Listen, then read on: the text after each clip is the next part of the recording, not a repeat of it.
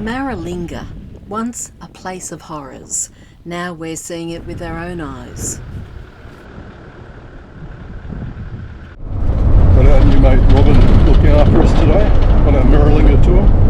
It's a two-day tour, showing all the sites, all the bomb sites, and going to be very interesting.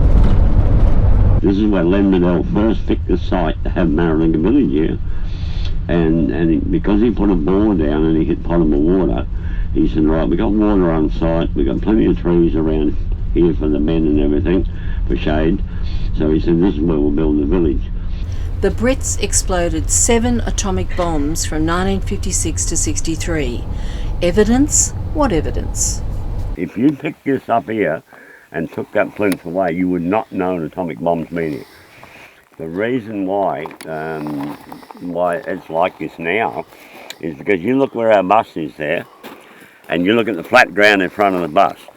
Well, the whole 2 square kilometres around over to the west and to the north and to the east has all been scraped. Every bit of it has been scraped, and it looks like that flat ground in front of our bus. They had to scrape it because there was plutonium sitting out there, and it was really, really dangerous stuff.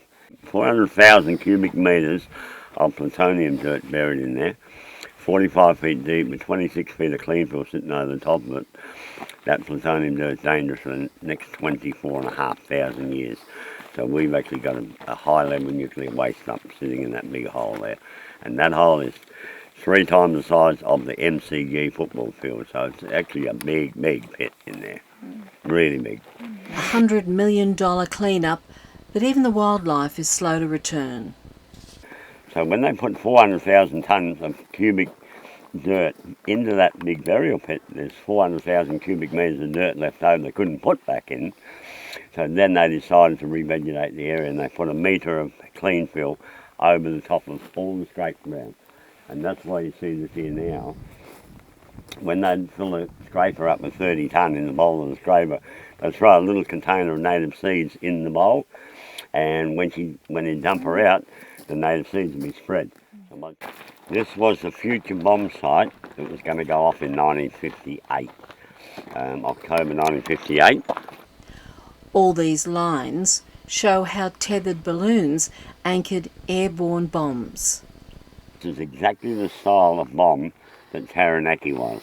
That had cables all the way out those roads there, running into ground zero, like that, all the way, like a big spider web. So you had the 400 metre length out there of cables coming in. You had your 50 metre arc, 1,000 foot of steel cable going up there, 5 metre arc, and then your ground zero. That's what I'm saying, 7.3 kilometres of steel cable weighed 28.7 tonne. That's why the balloons had to be so big. Between Tufi and Gona, there's 2 atomic bomb casings, but nobody knows where the burial pit is, and I've been searching it for years, and it's there somewhere. It's got to be there. It'd be lovely to find 2 atomic bombs there, just the casings. Oh, yeah. Obviously there'd be nothing else in them, to place out for displays, you know, it would be good. Imagine the bombs melting red desert sand, and you can see the results 60 years on. That's your background radiation that you're getting. Yep, all right. I'll put it on this piece of glass, and you can see that. There you are. You can see it going up there. 13.6, 14, 14.4. And this is in millisieverts. That you get a higher background radiation on a plane, flying from Darwin to Perth, than what you can get out of this here. So it's sand that That's sand that was melted. Oh, okay. Yep. And this whole one time, this whole hill would have been glass. Wow. Whole hill. I've noticed the difference when I came back, how quickly this is breaking up. Mother Nature is taking it back again, and just converting it back to sand. Yeah, the heat from that atomic blast is something like 3 times the heat of the sun for that split second. Contrary to official reports, First People reckon there were about 1,000 Maralinga dwellers when the bombs went off, including Edie and Charlie and their young family, taking shelter in a bomb crater. And they'd never seen white man before. They got to the top of the crater and they heard a noise coming up the road. And they thought, what's that? And they looked down and they saw a big brown rock moving on the ground. And they were terrified. Well, it was a Land Rover. Never ever saw a Land Rover or a car in their life. And it was all new to them.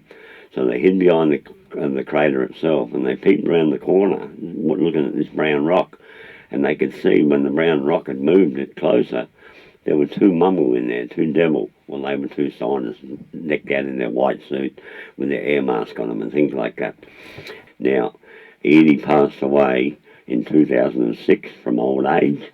Nothing to do with radiation whatsoever, even though she was drinking radioactive water, eating in the radioactive dirt and sleeping on the dirt. Her husband, Charlie, passed away in 1976 from pneumonia, natural cause, sort of.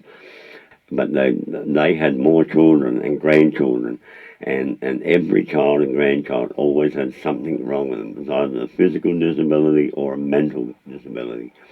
That's why Maralinga people do not want to come anywhere near this whole area because of the spirits out here. But also they say we definitely don't want to go out to Marku. That's where the mill putties got sick, and we don't want to get sick like that too.